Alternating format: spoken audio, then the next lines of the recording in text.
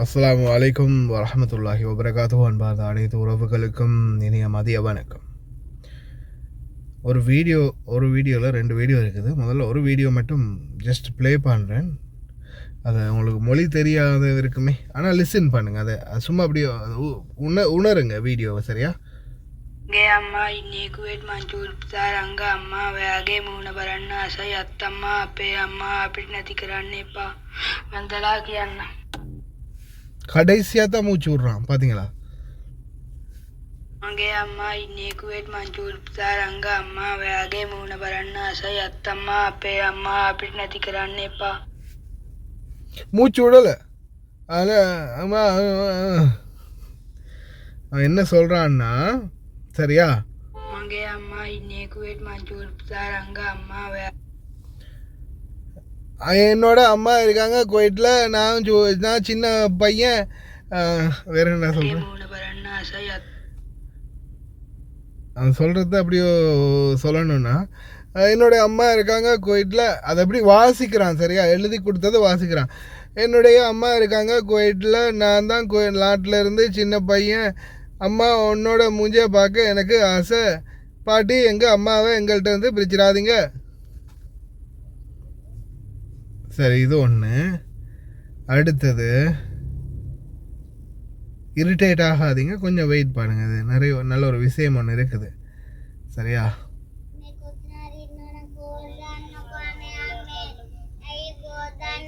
என்னடா சத்தத்தை காணும்?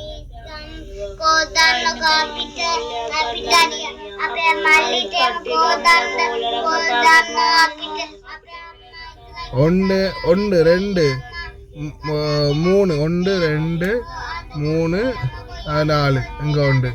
வேறு எது இன்னும் இருக்காடா? இல்லை, 1 2 3 4. வாங்க வாங்க வாங்க, மீன் வாங்க வாங்க. காய்கறி மார்க்கெட் மாதிரி இருக்குது. சரியா? இப்போ நான் கேட்குற கேள்வி என்னென்னா, ஒன்று இந்த படம் பிடிக்கிற ஆம்பளையாடா நீ? கீழே முதல்ல தொட்டு பாடுறா இருக்கா, இல்லை அந்துக்கு விழுந்துருச்சான்னு கீழே, அதை முதல்ல சொல்லிக்கணும். சரியா? அம்மா வெளிநாட்டுக்கு போய்த்தா. இந்த நிறைய பேர் நான் பார்க்க, இப்போ ரீசெண்டாக கூட நான் இந்த விஷயத்தை நான் உங்களுக்கு சொல்கிறதுக்கான காரணம், நிறைய பேர் பர்சனலாக வந்து பேசுகிறாங்க. எல்லாத்தையுமே பப்ளிஷ் பண்ண முடியாது, அவங்களுடைய வாய்ஸையும் போட முடியாது. ஆனால் சம்பவத்தை சொல்கிறோம், ஒரு விஷயத்தை கேட்டுக்கோங்க. இப்போ ரீசெண்டாக ஒருத்தன் தொடர்ந்து பிள்ளைய வச்சு வீடியோவே போட்டுக்கிட்டு இருந்தான். சரியா? எந்த மதம், எந்த மொழி, எந்த ஊர், எதையுமே நான் சொல்லலை. அப்போது எனக்கு அந்த வீடியோ வந்துச்சு. வீடியோவை தேடி பார்த்தேன். அதுக்கப்புறமா சம்மந்தப்பட்ட ஆளை தேடி பிடிச்சி ஒரு மாதிரியாக பேசியாச்சு.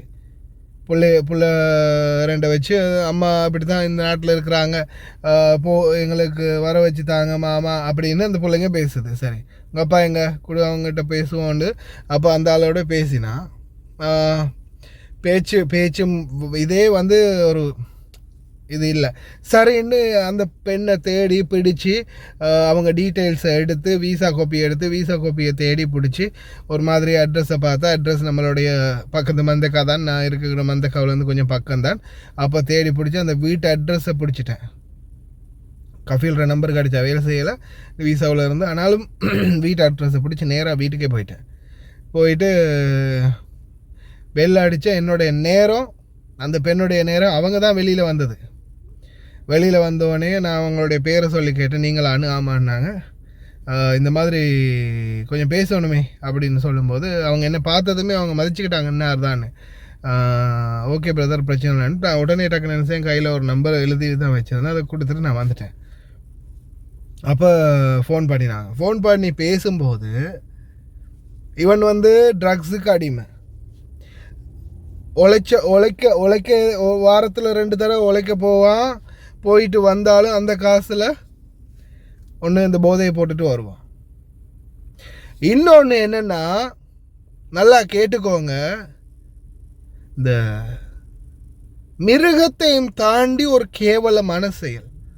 அதாவது தன்னுடைய சொந்த மனைவியை சீரழிச்சிருக்கிறான். யோசிச்சு பாருங்க.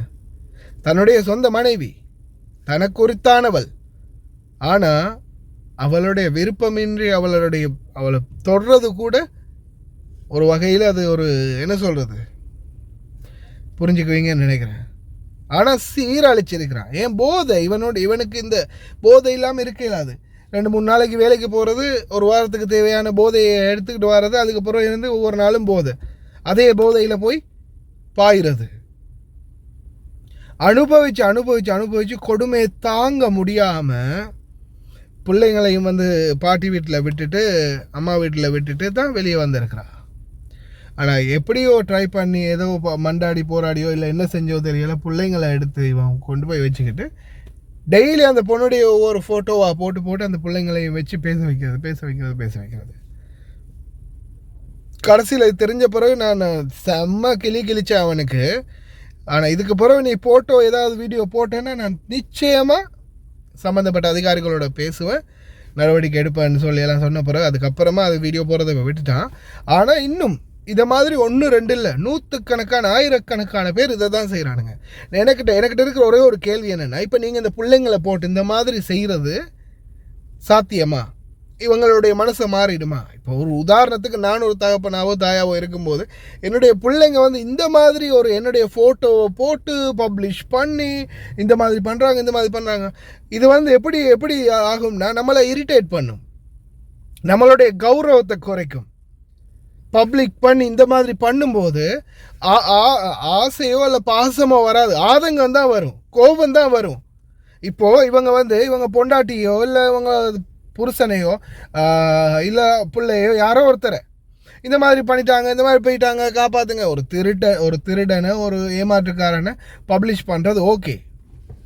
அப்போது இந்த மாதிரி இவங்க ஃபோட்டோ போட்டு பண்ணினா அதுக்கப்புறம் சமூகத்தில் யாராவது அவங்கள முகம் கொடுக்கறது இல்லையா சமூகத்துக்கு? அதே போல் இந்த மாதிரி ஃபோட்டோ வீடியோ போட்டதுக்கு அப்புறமா நீங்கள் அழிச்சிருவீங்க. சரி, ஒரு வேளை அவங்க வந்துட்டாங்க, நீங்கள் அழிச்சிருவீங்க. ஆனால் இது எத்தனை பேர் எடுத்துகிட்டு ஷேர் பண்ணுறாங்க? ஒவ்வொரு வீடியோக்களையும் ஃபோட்டோக்களையும் சூடு எத்தனை பேர் எடுத்து ஷேர் பண்ணுறாங்க? இப்போ அவங்க எல்லாரையும் தேடி போய் ஒவ்வொருத்தராக சொல்லிகிட்டு இருக்க முடியுமா? வீடியோ ரிமூவ் பண்ணுங்கள், என் பொண்டாட்டி வந்துட்டான். இப்போ சிலருடைய தேடித்தான் போய் சொல்கிறோன்னு வச்சுக்கோங்களேன், சிலருடைய வீடியோ ரிமூவ் பண்ணக்கூடிய மாதிரி இருக்கும். இப்போ ஒரு சிலருக்கு இப்போ சில டைமில் பார்த்தீங்கன்னா அவங்க டிக்டாக் பாவிச்சிருப்பாங்க, சில நேரங்களில் டிக்டாக் அழிஞ்சு போயிருக்கும், அவங்களுக்கு பாஸ்வேர்டு மறந்துருக்கும், ஜிமெயில் மறந்து போயிருக்கும், அதால் அப்படியே அவங்களுடைய டிக்டாக் விடுபட்டு போயிருக்கும்.